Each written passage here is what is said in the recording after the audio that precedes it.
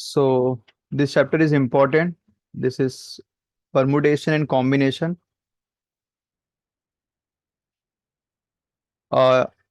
इस चैप्टर से तो क्वेश्चन आते ही हैं, बट इस चैप्टर का आगे लिंक्ड है, मतलब बेसिकली प्रोबेबिलिटी में भी ये टॉपिक आगे आएगा, तो इसे जरा अच्छे से पढ़ना है। परमुटेशन एंड कॉम्बिनेशन, अगर ये टॉपिक नहीं समझ में आया तो फिर प्रोबेबिलिटी टफ हो जाएगा तुम लोग के लिए। ठीक है, परमुटेशन एंड कॉम्बिनेशन।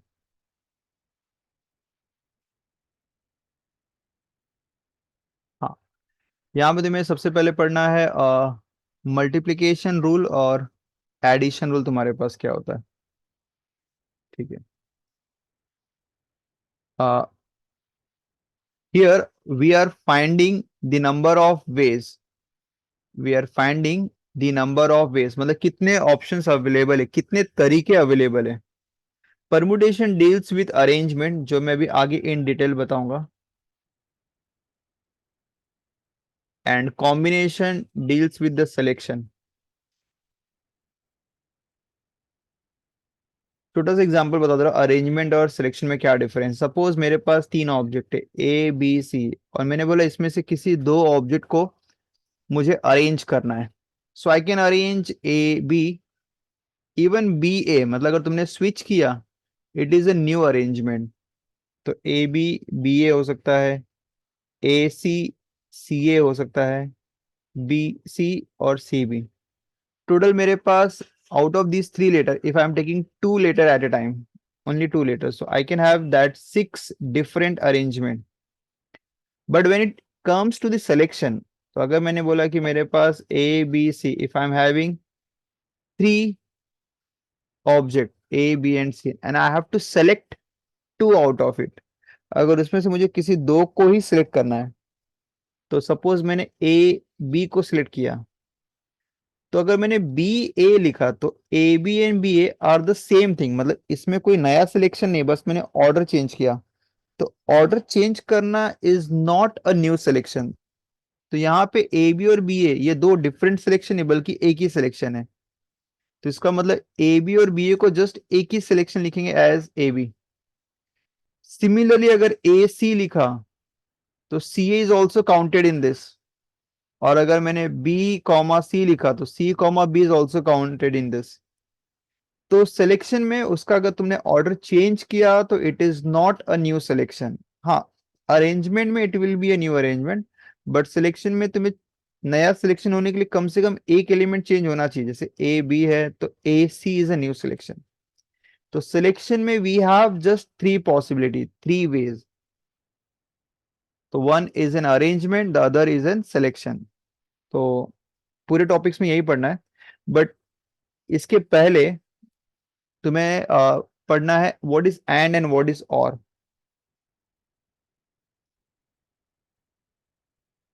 एंड का मतलब होता है मल्टीप्लाई, और का मतलब होता है एडिशन। ठीक है, एंड का मतलब होता है कि आई वांट, जैसे कि मेरे पास ए है और मेरे पास बी है, मुझे ए से बी जाना है, I have to go from A to B, जिसके लिए मेरे पास तीन डिफरेंट वेज है।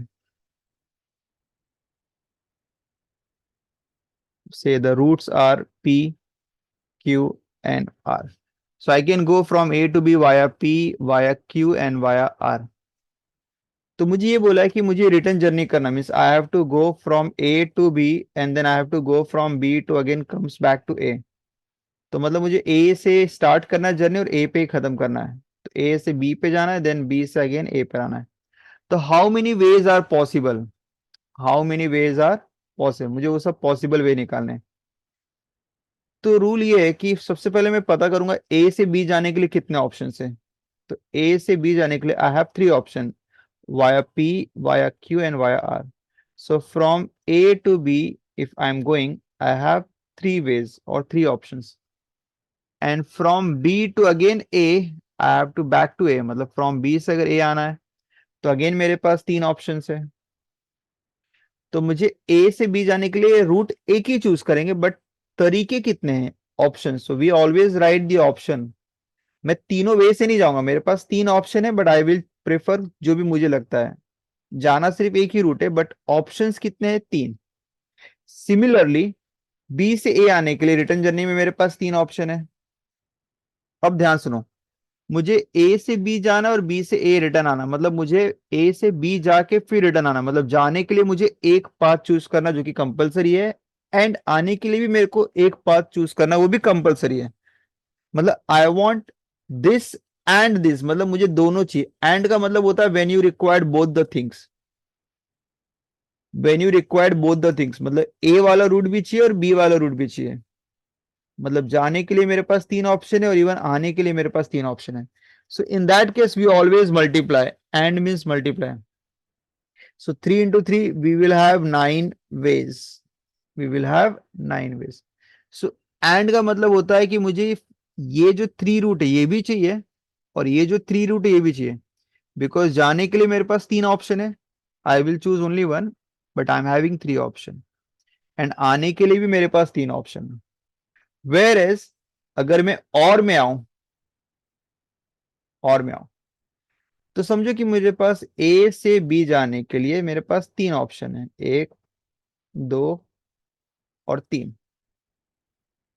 ठीक है, समझो कि मेरे पास पी क्यू आर।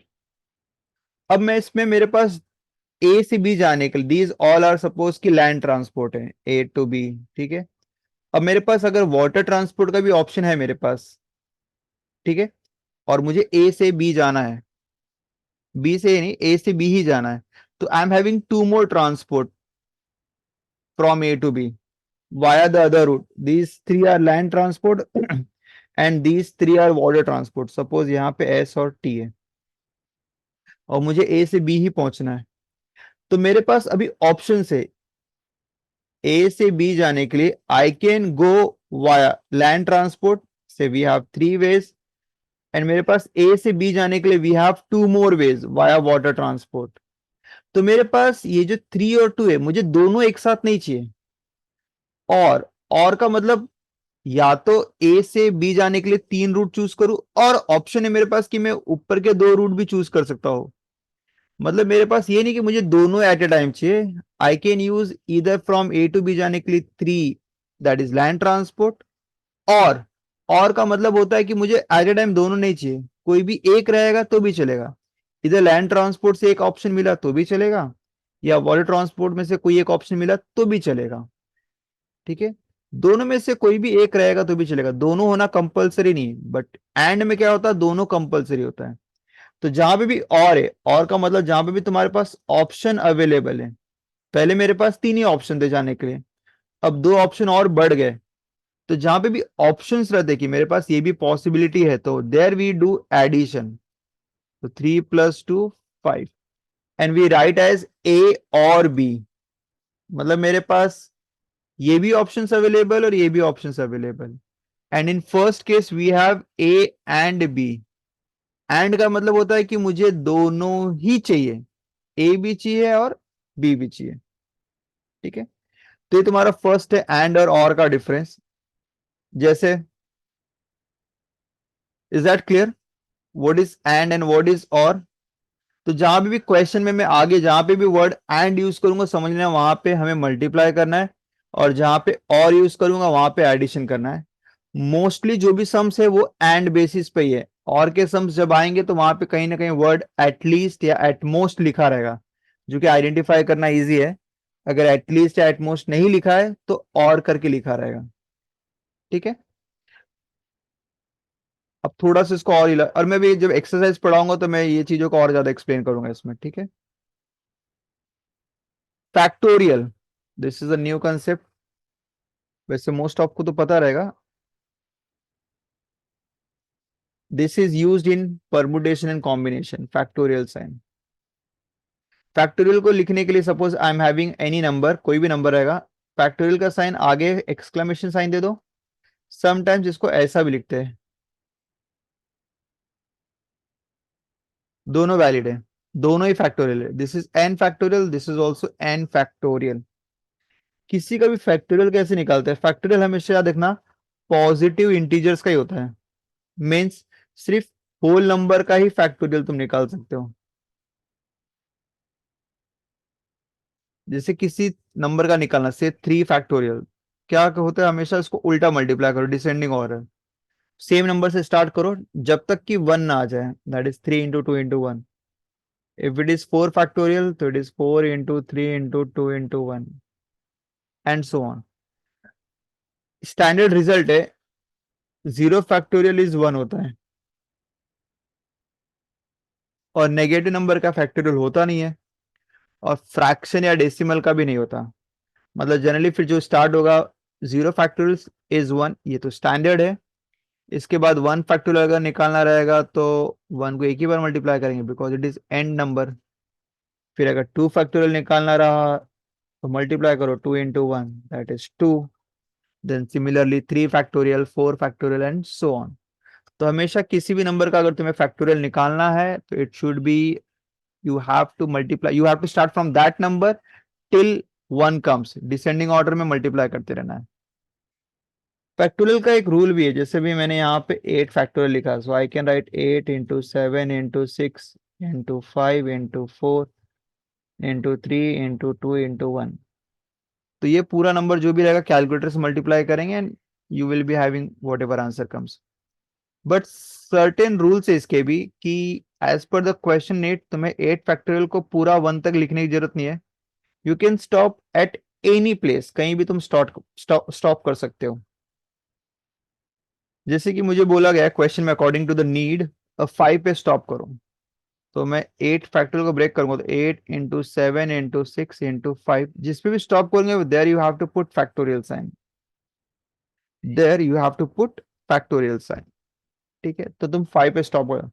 तुम्हें लगता है क्वेश्चन में नीड के हिसाब से समझो 7 पे स्टॉप करना है, तो it is 8 into 7 and then put factorial sign. तुम किसी भी नंबर पे स्टॉप कर सकते हो, just put a factorial sign. ठीक है, फिर यहाँ पे कुछ एडिशन एंड सब्ट्रैक्शन जैसे बता दे रहा हूँ, जैसे कि अगर बोला है 8 फैक्टोरियल और 4 फैक्टोरियल को ऐड करना है, तो पहला वे है, अभी तो कैलकुलेटर अलाउड है, तो 8 फैक्टोरियल पूरा सॉल्व करो, 8 7 6 5 4 3 2 1, या 4 फैक्टोरियल पूरा सॉल्व करो जो कि कैलकुलेटर में डायरेक्टली आ जाएगा, एंड जस्ट दोनों को ऐड कर दो, you will have a final answer. ठीक है, but there is one more way to solve, मैं वो भी बता दे रहा हूँ। समझो मुझे इन दोनों को ऐड करना है, तो 8 फैक्टोरियल को जब भी एडिशन सब्ट्रैक्शन, मल्टीप्लीकेशन नहीं, है मल्टीप्लीकेशन में तो तुम्हें पूरा ही करना रहेगा, और डिवीजन, एडिशन सब्ट्रैक्शन और डिवीजन अगर रहा तो हमेशा बड़े वाले फैक्टोरियल को छोटे वाले में कन्वर्ट करो, that is 8 into 7 into 6 into 5 into, I will stop at 4 and again we have 4 factorial. इन दोनों को ऐड करना है। रूल है कि एडिशन करना means just take common, so I can see the factorial, दोनों में 4 फैक्टोरियल आ रहा है, I can take that 4 factorial common. So bracket में व्हाट इज लेफ्ट नाउ, 8 7 6 और 5, और अगर 4 फैक्टोरियल बाहर चले जाएगा तो here it will be 1, and then just multiply इसका आंसर प्लस जो भी 1 रहेगा ऐड कर देंगे, so this answer multiply by 4 factorial. ये सिंप्लीफाइड फॉर्म नहीं है, बस एक इंटरमीडिएट स्टेज है। अगर आंसर तुम्हारे पास वैसे भी आंसर दिए रहेंगे ऑप्शंस, तो अगर इसको एकदम सिंप्लीफाइड करना है तो फिर 4 फैक्टोरियल का मल्टीप्लाई कर देंगे and that will be your answer. इस वे से भी सॉल्व कर सकते हो बाय टेकिंग कॉमन टर्म, और इंडिविजुअली तुम चाहो तो फिर ऐसे भी सॉल्व कर सकते हो। ठीक है, तो इंडिविजुअली तभी पॉसिबल है या तभी सॉल्व करना जब नंबर छोटे रहेंगे, जैसे 8 9 10 12 तक रहा। बट अगर नंबर 52 फैक्टोरियल और 48 फैक्टोरियल दिया है, ऐसे बड़े बड़े नंबर्स, तो वहां पे तब तुम कॉमन लेके ही फिर उसको इंटरमीडिएट स्टेज तक लेकर आना, क्योंकि ऑप्शन भी उसी फॉर्म में दिया रहेगा। फिर पूरा सॉल्व करने में मत जाना। ठीक है, तो जैसे यहाँ पे प्लस किया, तो अगर in case if it is subtraction तो just will put minus sign, will take common, everything is same, बस प्लस के बदले तुम्हें माइनस करना रहेगा। मल्टीप्लाई में एज आई सेट कि तुम्हें पूरा ही सॉल्व करना पड़ेगा, there is no shortcut way. हाँ, अगर डिवाइड करना रहा जैसे 8 फैक्टोरियल और 4 फैक्टोरियल, एक चीज ध्यान में रखना कि कभी भी फैक्टोरियल साइन कैंसिल नहीं होता। दूसरी चीज, फैक्टोरियल का टेबल भी नहीं होता कि 4 1 जा 4 एंड 4 2 जा 8, बिकॉज ऑफ लाइक टर्म में तो कैंसिल हो जाएंगे। लाइक 8x अपॉन अगर 4x रहता तो तुम वहां पे x और x कैंसिल कर सकते थे, बट ऐसा फैक्टोरियल कैंसिल नहीं होता। ठीक है।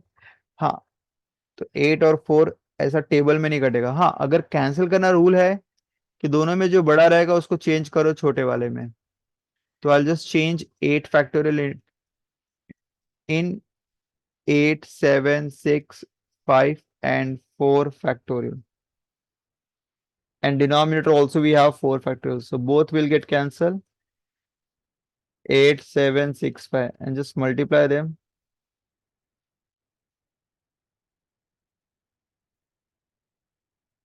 and that's my answer.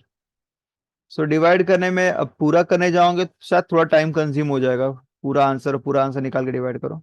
But यहाँ पे समटाइम्स शॉर्टकट कैलकुलेशन के थ्रू, मतलब फैक्टोरियल वाला जो बड़ा रहेगा उसको चेंज करके you can get the answer directly.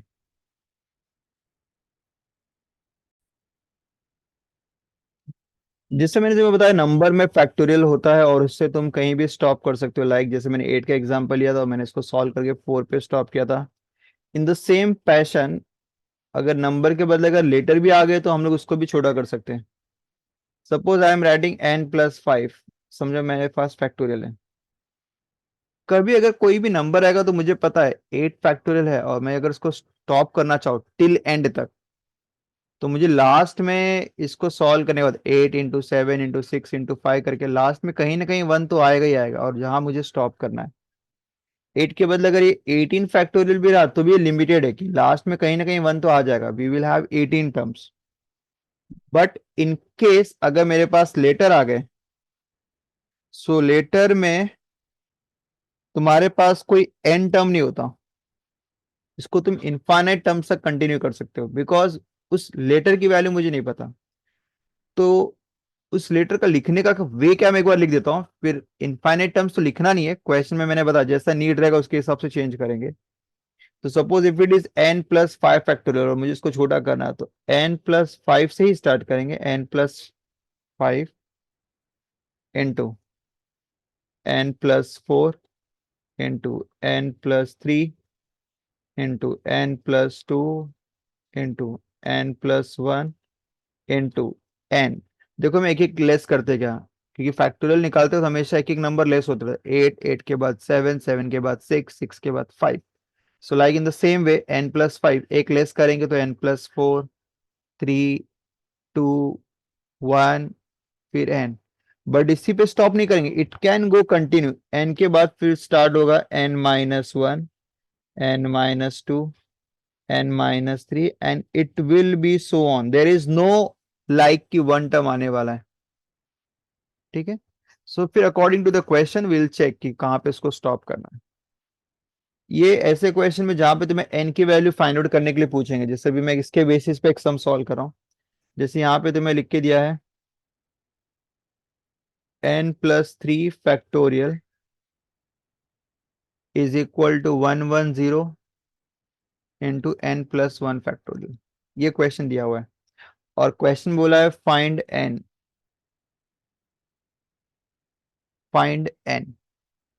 तो भी n की वैल्यू फाइंड आउट कैसे करेंगे, तो सबसे पहले देखो दोनों साइड मेरे पास फैक्टोरियल क्या दिया, n+3 और n+1, दोनों को एक साथ ले लो, मतलब लेटर वाली टर्म एक साथ। तो n+1 factorial upon sorry n+3 factorial upon n+1 factorial is equal to 110। ऊपर n+3 और नीचे n+1 है, जिसमें n+3 ग्रेटर नंबर है, मतलब +3 डेफिनेटली +1 से बड़ा, अगर n को मिस कर दूं मैं तो +3 बड़ा, मतलब इसी को ही चेंज करेंगे जब तक कि +1 ना आ जाए। तो मैंने ऊपर बताया जिस वे में ब्रेक करना है, तो ऊपर का जो फैक्टर है n+3, उसके बाद नेक्स्ट टर्म क्या आएगा n+2 and it will be go on. But मुझे कहां तक जाना है, जब तक कि n+1 ना आ जाए। So it's n+3 into n+2 into n+1 factorial. जहां पे भी स्टॉप करना मुझे +1 पे स्टॉप करना, I will put factorial sign 110, this will get cancel. So n+3 into n+2 equal to 110. Now there is no factorial sign. ना इसे solve करना है अभी। अब इसको भी ऐसा नहीं कि मल्टीप्लाई करके फिर सॉल्व करने जाओ, इजी वे है। We have two terms which are in descending order, और दोनों कंसेक्यूटिव टर्म है। कंसेक्यूटिव मतलब 7 8 9 10, डिसेंडिंग मतलब उल्टा, मतलब 11 10 12 11, ऐसे कौन से दो टर्म है जो डिसेंडिंग ऑर्डर में रहे, कंसेक्यूटिव रहे, और जिनका मल्टीप्लीकेशन 1 1 0 आता रहे। सो इट विल बी 11 × 10, दो ही टर्म चाहिए मुझे। सो आई इक्वेट, यहाँ पे भी दो टर्म है और यहाँ पे भी दो टर्म है, तो equate first term with the first term. So it will be n plus 3 is equal to 11. So n is equal to 11 minus 3, which will be 8. So n is equal to 8. So n is equal to 8 will satisfy the condition.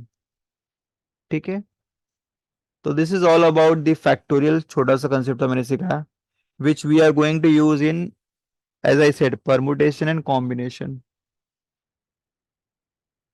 ठीक है, अब मैं start कर रहा हूँ main topic, that is my permutation.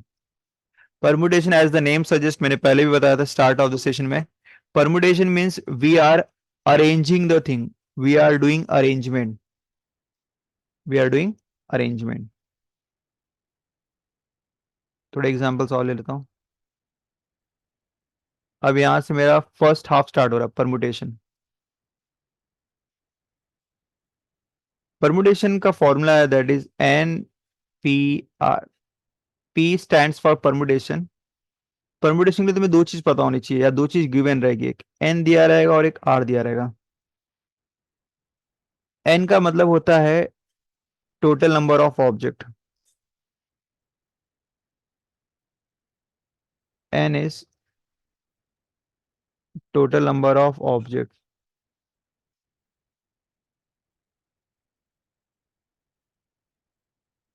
Are object taken at a time.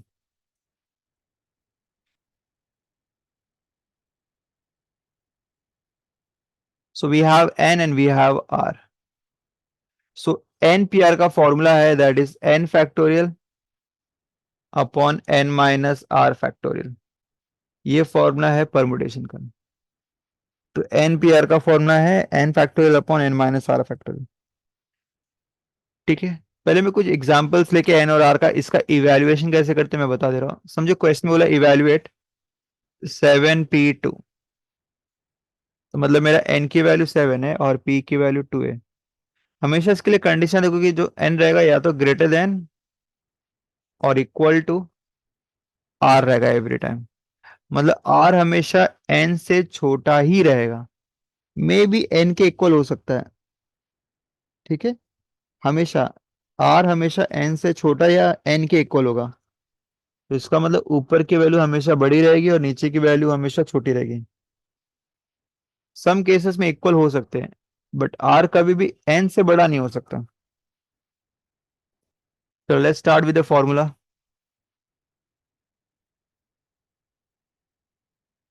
So here n is my 7 and r is my 2. The formula is n factorial upon n minus r factorial. 7 minus 2, which is 5 factorial. Again we have a factorial sign, और मैंने बताया कभी भी ऊपर नीचे अगर factorial आ जाए तो बड़े नंबर को चेंज करो छोटे में। तो 7 factorial I can right 7 into 6 into 5 stop। तो 7 6 42, तो 42 is my answer. So in this way we are going to calculate NPR। छोटा सा एक और एग्जांपल लेता हूँ, थोड़े बड़े नंबर लेके। समझो क्वेश्चन बोला है कि 40p3 सॉल्व करो, ऐसे क्वेश्चन आ सकते हैं। 40p3 सेम फंडामेंटल अप्लाई करेंगे, it is 40 factorial upon n minus r, 40 minus 3 factorial, 40 minus 3 which is 37 factorial. Change करेंगे 40 into 39 into 38 into 37 factorial, 37 factorial, this and this will get cancel. The rest of the part we can do with calculator, and that's my answer. So in this way we are going to calculate NPR की value. Generally straight value तो आती है, लेकिन इसका mostly जो use होता है वो होता है वर्ड प्रॉब्लम में। अब इसको वर्ड प्रॉब्लम में कैसे यूज करेंगे यहाँ पे ध्यान दो। सपोज क्वेश्चन में तुम्हारे पास 5 लेटर्स दिए हुए हैं, 5 letters. So the letters are say A B C D ई। उससे तुम्हें उस 5 लेटर में से यूज करने 3 लेटर ओनली। और 3 लेटर के तुम कितने वर्ड बना सकते हो वो इंपॉर्टेंट, कितने वर्ड तुम बना सकते हो, find the number of arrangement. So whenever it is letter type question तो समझ लेना कि ये परमुटेशन का ही रहेगा। बिकॉज लेटर में ऐसा होता है कि ए बी को अगर मैंने बी ए लिखा तो न्यू वर्ड बन जाएंगे, मतलब if you switch the position it will be a new order. So in that case अगर पोजीशन स्विच करने पे भी नया ऑर्डर आ रहा है, मतलब नया काउंट होगा, तो इसको हम लोग अरेंजमेंट बोलते हैं, विच इज परमुटेशन। तो सिंपल सा लॉजिक है, जहां पे भी नंबर्स को अरेंज करने के लिए आए या लेटर्स को अरेंज करने के लिए आए तो वहां पे तुम्हें परमुटेशन यूज करना है। तो मेरे पास यहाँ पे कितने लेटर्स अवेलेबल है, जो अवेलेबिलिटी रहती है उसको एन बोलते हैं, that is 5। So we have 5 letters available here. और मुझे बोला गया कि 5 लेटर में से तुम्हें सिर्फ 3 ही लेटर यूज करने हैं, और उस 3 लेटर के कितने वर्ड बनेंगे वो फाइंड आउट करो। The number of word that you can form with these 5 letters. But 3 ही लेटर यूज करने हैं, you have to use 3। So the number of letter you are using at a time, एक बार में जितने use करेंगे उसको हम आर बोलते हैं। सो द नंबर ऑफ वेज का फॉर्मूला है परमुटेशन का, number of ways it is 5p3। तो इसका मतलब हो जाएगा 5p3 को सॉल्व कर लेंगे और लेट्स सी कितना आंसर आता था। 5p3 means 5 factorial upon 5 - 3 factorial. So it is 5 factorial upon 2 factorial. 5 factorial is 5 into 4 into 3 into 2. 2 will get cancelled. So 5 fours are 20 into 3 60। Direct answer लिख सकते हो। तुम चाहो तो ओरली भी कर सकते हो। 5/2 आने वाला मतलब 5 4 3, 2 तो कैंसिल हो जाएगा, तो 5 4 3 ही आंसर आएगा, and just multiply them and you will have answer.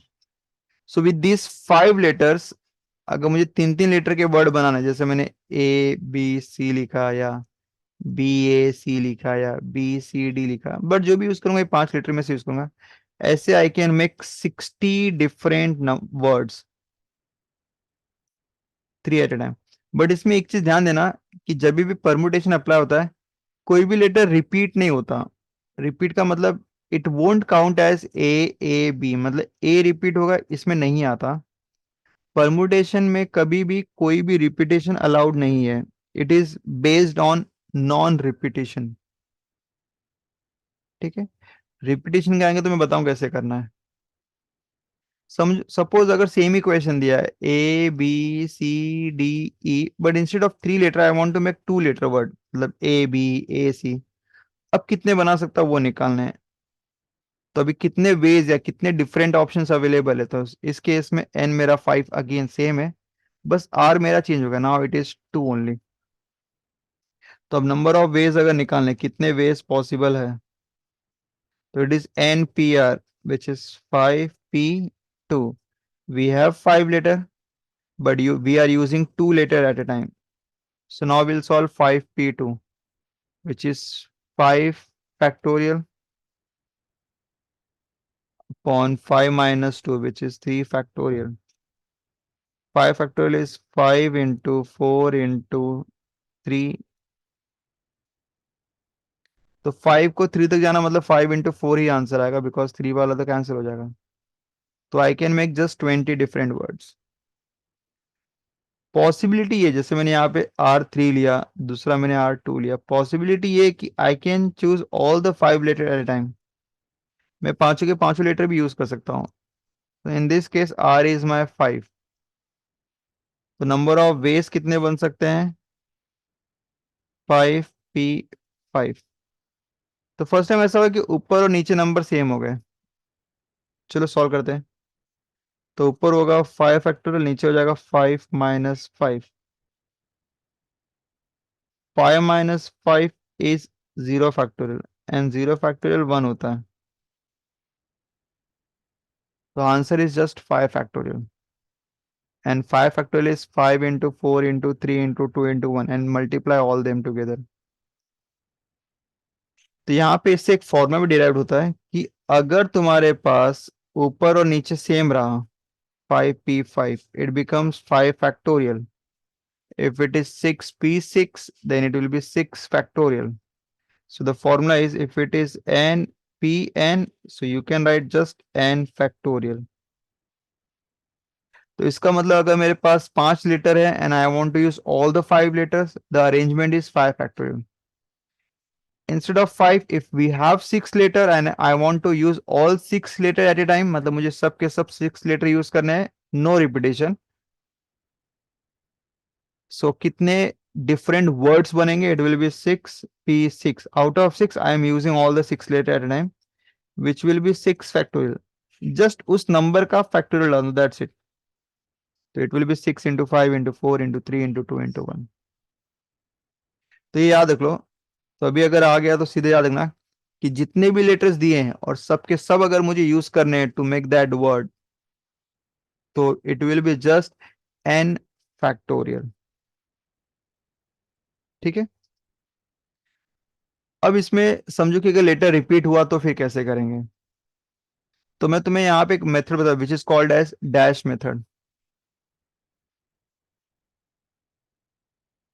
ये दोनों के लिए एप्लीकेबल है। मैं एक छोटा सा एग्जांपल ले रहा हूँ। समझो कि मेरे पास लेटर दिया हुआ है ए, बी, सी और डी, 4 लेटर, और मैंने बोला कि मुझे 3 लेटर का वर्ड बनाना है। फर्स्ट केस बोला है नो रिपीटेशन, मतलब रिपीटेशन अलाउड नहीं है। और यहाँ पे बोला repetition of the letter is allowed.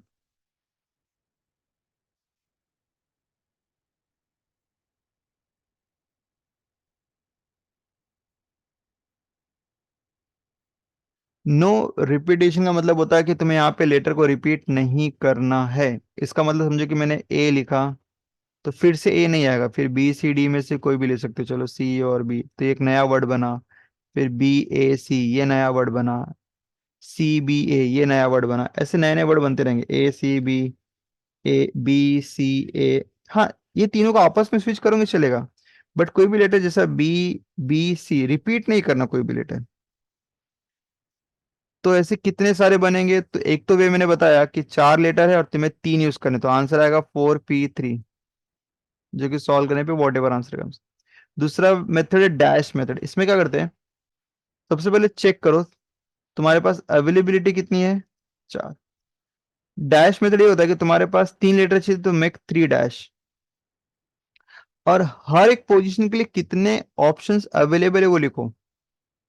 जैसे भी यही मेरा है A B C D, 4 letter है, तो फर्स्ट प्लेस के लिए I can write any one of the letter out of 4। तो for first place I am having 4 options, I will write just 4। तो ऑप्शन 4 है, मतलब A B C D option 4 है, लेकिन आएगा कोई एक ही। तो उस 4 ऑप्शन जो है ए बी सी डी, उसमें से एक मैंने कोई लेटर लिख दिया, सपोज मैंने बी लिख दिया। So now we are left only with 3 options, A C D. तो for second position we are left only with 3 position और 3 ऑप्शंस, बिकॉज एक तो ऑलरेडी जा चुका है फर्स्ट प्लेस पे। तो सेकेंड प्लेस के लिए वी हैव 3 ऑप्शंस। अब सेकेंड प्लेस जो ए सी डी है, समझो मैंने इसमें भी सी लिख दिया, चलो एक और लेटर चलेगा। Now we are left only with 2 options, A और डी। तो for last place we have just 2 options only. तो एक बार तुमने हर प्लेस का निकाल दिया, तो यहाँ पे तुम्हें मल्टीप्लीकेशन यूज करना है, because I want all 3 places. और मैंने पहले बताया, if you want both the things together, just multiply, because it is and treated होता है। तो यहाँ पे मेरे पास तीनों साथ में चाहिए, तो I just multiply, and that is 4 3s are 12, 12 2s are 24, तो 24 इज माई आंसर। ठीक है। And suppose the same question मेरे पास यहाँ पे वही सेम 4 लेटर है, ABCD।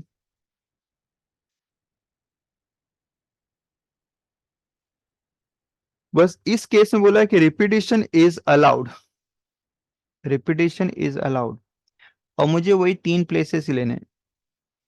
तो रिपीटिशन इज अलाउड का मतलब होता है कि तुम सेम लेटर आगे लिख सकते हो। सपोज ए लिखा, ये एक नया वर्ड है।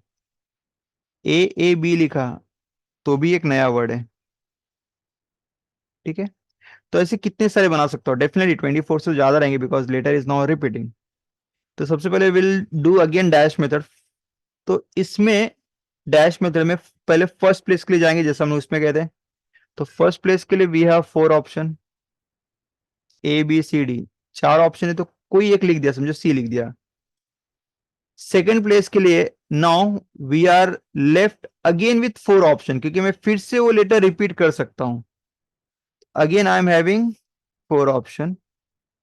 For the third place again I am having 4 option, because I can repeat the letter.